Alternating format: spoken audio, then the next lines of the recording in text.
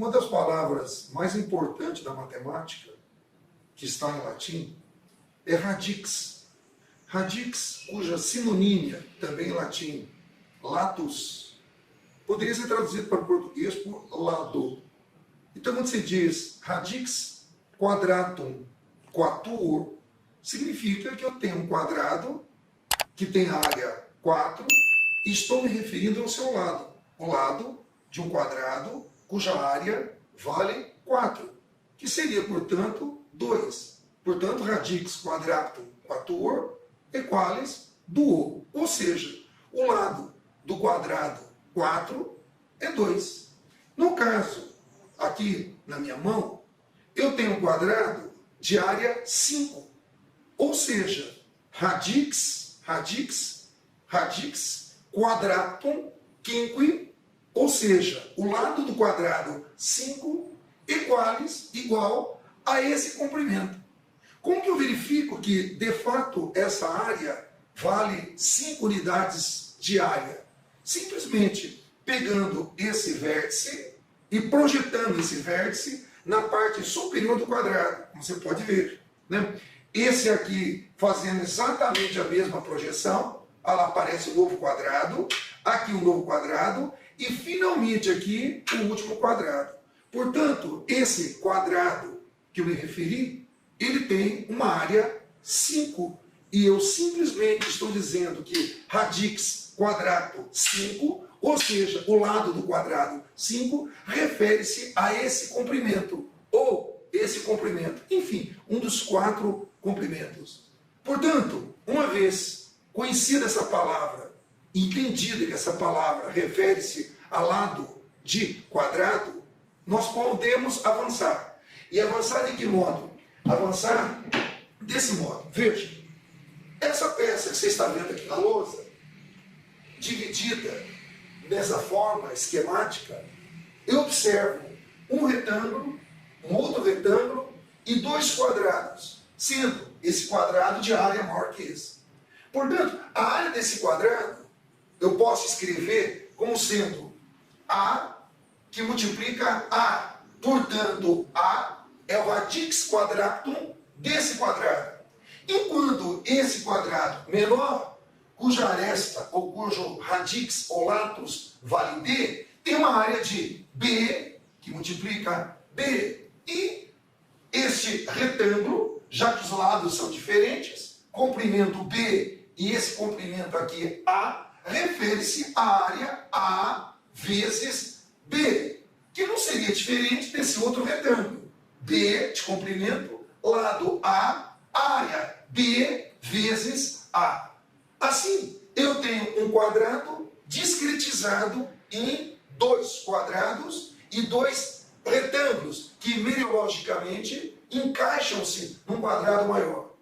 Antes de 1637, lia-se nessa figura, a área total da figura, como sendo A mais B, que multiplica A mais B. Então, A mais B refere-se a uma aresta, ou uma radix, ou um latus, vezes A mais B, que se refere a outro lado, a outro latus, ou a outra radix. Assim, eu tenho que A mais B, que multiplica A mais B, resulta, como você pode perceber, A que multiplica A, referindo-se exatamente a esse quadrado, B que multiplica B, referindo-se a esse outro quadrado, e A vezes B e B vezes A, relacionando os 2 retângulos. Isto antes de 1637. A partir de 1637, com o discurso do método de René Descartes, onde surge a notação de ex ponere posto fora, ex fora, ponere posto. Então isso aqui é um ex ponere posto fora, fora da linha no caso, se lê exatamente desse modo. Quadratum, já que esse 2 resgata a figura do quadrado, 2, quadratum, radix A et B. Por quê? Porque é o quadrado de lado A mais B. Em latim, quadratus radix A et B.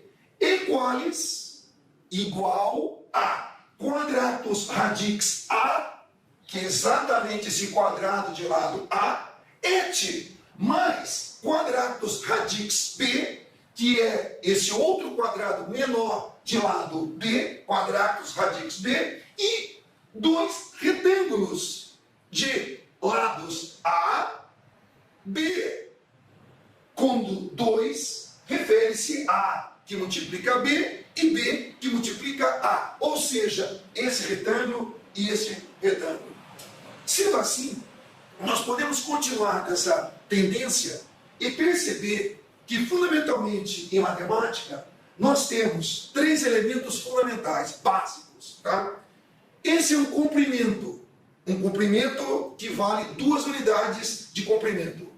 Logo a seguir, nós temos uma área que se refere a 2 comprimentos, como radix, como lado, 2 comprimentos também como latus ou radix. Portanto, refere-se a um quadrado, ou seja, quadratum radix duo, ou seja, quadrado que vale 4 de área, que tem o seu lado como sendo 2, que eu poderia ler em latim quadratus quatuor, quadrado que vale 4, radix duo, quadratus quatuor, iguales radix duo, o quadrado que vale 4, tem um lado associado de 2. Mesma coisa, uma outra figura tridimensional, que você está vendo aqui, esse cubo que vale x 4 e 4, 8 unidades cúbicas, 8 unidades cúbicas.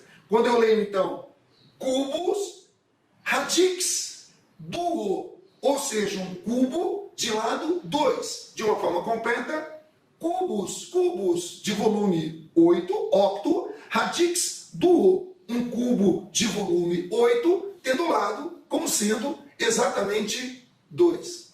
Portanto, comprimento, área e volume podem estar associados de uma forma muito interessante através de uma peça básica da matemática chamada triângulo de Pascal, que é verificada com bastante naturalidade se fazendo exatamente isso. Observe, né? Observe. Apaguei aqui e construo desse modo. A mais B exponere, posto fora, 1 iguales A et B. Complemento. A mais B exponere, posto fora, 0, isso aqui como sendo 1. Então eu tenho aqui um expoente, um coeficiente 1, coeficiente 1, coeficiente 1 e aqui coeficiente 1. Poderia agora complementar com A et B, aqui exponere, posto fora da linha, 3 iguais, tá? Então eu precisaria saber como escrever A mais B associado a um expoente de 3. Então seriam cubos, quadratus e aqui latus. Como associar esta parte final? E para isso, nós podemos observar exatamente nessas peças. Vamos desmontar esse cubo de lado A, B, A, B, A, B, para mostrar o que significa cubos radix A et B.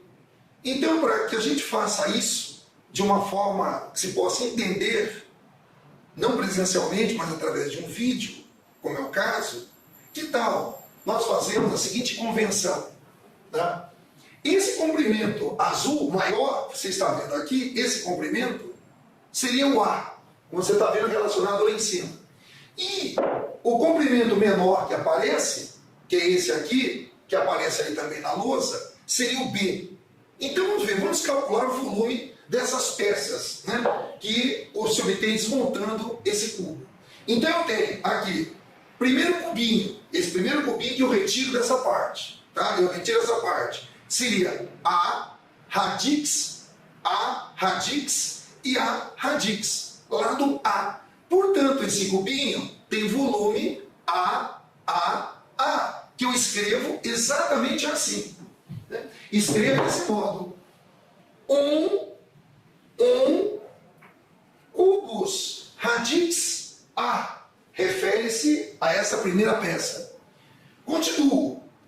Esse outro comprimento que você está vendo aqui, que faz parte do cubo maior, né? E eu percebo que eu tenho 2, eu tenho 3 dessas peças, né? 3 dessas peças, como você pode perceber, olha lá, 2, e aqui eu tenho 3, 2 e 3, esse outro pedaço, teria aqui esse comprimento aqui é A, comprimento A, portanto essa área aqui é A ao quadrado, ou quadratus radix A, enquanto esse comprimento aqui, B.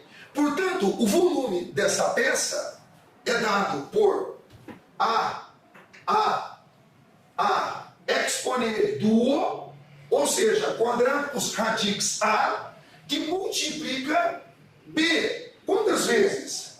Uma vez, 2 vezes, 3 vezes. E eu coloco aqui associado ao cubinho maior. Então eu tenho aqui 2, aqui 3. E eu escrevo, portanto, aqui 3 e coloco aqui mais 3A quadrado B. Continua a peça. O próximo passo são os amarelos. Os amarelos, os paralelepípedos amarelos, como você pode perceber, os amarelos, que estariam aqui. Olha lá, uma peça, eu vou ter 2 peças e 3 peças. Vamos ver o comprimento. Então seria B quadrado, B. Comprimento, a altura, aqui no caso, A. Então o volume dessa peça é B quadrado, multiplicado por A. Ou, se você preferir, 3 vezes A, B quadrado. 2 e 3. Que eu coloco aqui na sequência da nossa discretização. E, finalmente, sobrou esse cubinho menor, que é exatamente essa parte que você está vendo aqui embaixo, né? Cubinho menor. Então eu teria B e B.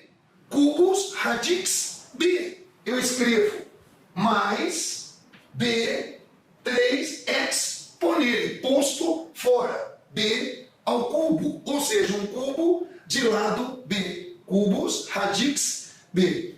Portanto, colocando aqui na sequência, nós temos essa estrutura explicitada de uma forma meriológica, em pedaços, referindo-se exatamente à peça que você está vendo aqui nas minhas mãos. Curiosidade em relação ao fato observado, numérico, né? São os números que a gente pode perceber que aparecem ao longo dessas linhas de expressão. Então eu tenho aqui o número aqui 1, a seguir 2, 1, ou seja, 3, aqui 3 e aqui 1 e 2 e 3 e 1. Trata-se da sequência dos números chamados, associados ao tal do triângulo de Pascal, onde a gente percebe uma série de propriedades muito interessantes, como mais 2, mais 2, 3, 2 mais 3. E eu saberia qual seria a próxima sequência embaixo. Seria 1 e 3, 4, 3 e 3, 6, 3 e 1, 4, e finalmente aqui 1, e assim por diante. Esta sequência de números é extremamente importante em matemática e ela permite, entre outras coisas, a criação de uma série de mecanismos com máquinas de cálculo. E para mostrar essas máquinas de cálculo, os seus mecanismos básicos de construção, que nós temos aqui no Museu da Matemática, eu convido que você veja agora essa sequência de experimentos bastante interessante. Quer ver? Bom, ilustrando, portanto, o conceito de expoente, em termos do triângulo de Pascal, da sequência de números gerados pela discretização de um comprimento, de uma área e aqui de um volume, onde nós temos aqui A mais B igual a mais B, portanto gerou o número 1 e 1, aqui A mais B gerando A quadrado 2AB mais B quadrado e finalmente aqui AB gerando A ao cubo mais 3A quadrado B mais 3AB quadrado mais B ao cubo. E aí você vê a quantidade de experimentos que nós temos aqui no Museu da Matemática, o maior, primeiro e mais completo museu de matemática do mundo. Então observe o que pode acontecer nesses 3 experimentos quando eu arremesso bolinhas de vidro, né, no interior desses dutos que você está vendo. Então, por exemplo, aqui eu tenho duas bolinhas, para gerar exatamente o A mais B igual a mais B, ou seja, 1 e 1. 1 e 1. Nesse caso aqui, nós temos 4 bolinhas, que é 1, 2 e 1. Portanto, eu pego as 4 bolinhas, que estão aqui no reservatório das 4 bolinhas, e vou arremessar nesses orifícios.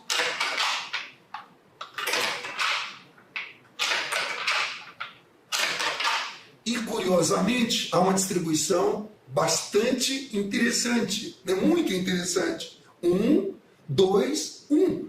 E, finalmente, o cubus radix A et B, com 1, 3, 3 e 1. Portanto, 8 bolinhas. Está aqui no reservatório as minhas 8 bolinhas, né? Está aqui as 8 bolinhas que eu vou arremessar por esse orifício. E vamos ver o sistema dividindo as 8 bolinhas em 1, 3, 3 e 1. Começamos.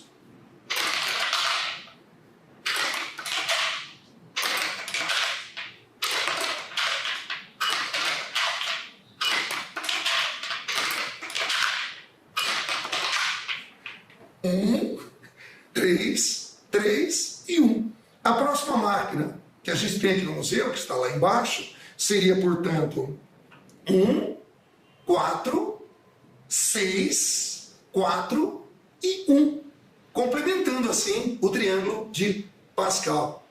Basta a gente perceber que esses experimentos, do ponto de vista de uma binarização de resultados, sim ou não, à esquerda ou à direita, cai desse lado, cai do outro lado, branco e preto, enfim, uma binarização representada por 0 e 1 permite a construção de computadores analógicos, esses computadores mesmos que nós temos aqui no Museu da Matemática, construídos a partir desses experimentos numéricos.